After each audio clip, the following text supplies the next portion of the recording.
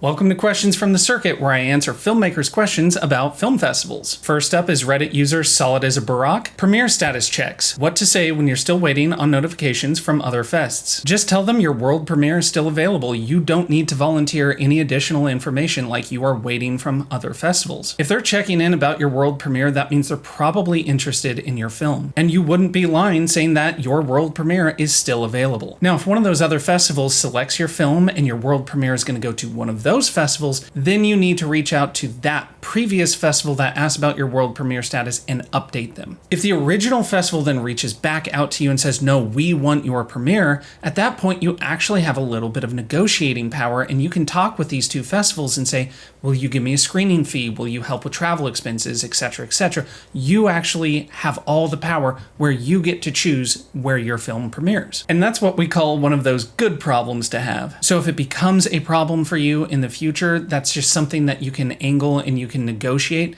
But ultimately, right now, if a film festival is just asking about your premiere status, answer them truthfully. It's still available, but you don't need to volunteer any extra information. Our next question comes from Reddit user To Be or Not To Be. What promo content is safe to post? And before I give my answer, if you appreciate that I'm here on YouTube answering filmmaker questions about festivals, please support the channel by liking and subscribing.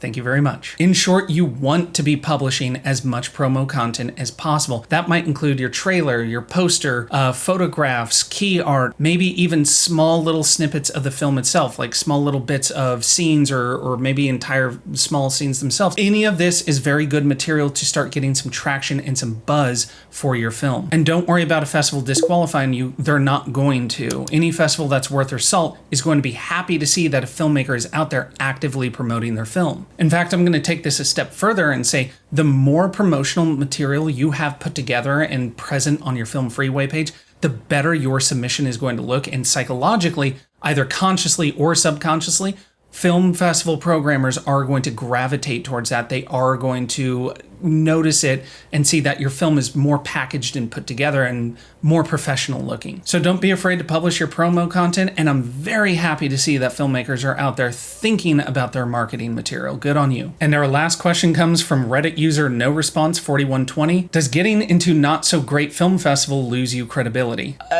Depends. If it's a Laurel Mill or an obvious scam festival, yes, that can lose you some credibility. Sometimes when I see these posters that have like 20 or 30 laurels on them and they're all very obvious, like scams or just online festivals or very low effort, low quality festivals, yes, I do roll my eyes at that. But if you're getting into smaller local festivals or regional festivals, no, that does not lose you any credibility at all. In fact, what it might do is having a couple of those laurels or a couple of those listed on your screenings and awards on Film Freeway, it might actually attract a programmer's attention. As a matter of fact, there is a strategy that hardly anybody uses, but every time I've seen it done, it's pretty successful, where you start with smaller festivals and you actually build your way up the festival chain instead of starting at the top and then going down. I've actually seen a student film use this technique to get into Sundance, believe it or not. If you're interested, I might be able to hunt down that filmmaker and interview them, so let me know in the comments below if that's something you would like to see. But in general, you need to be very careful about what film festivals you're submitting to. You do not want to be going out to any scams. I actually have a video about how to identify scam festivals. I'll drop that link in the description below. And for anybody else out there who might have some questions, why don't you drop those in the comments below? I'd be happy to address them in the next episode. But until then,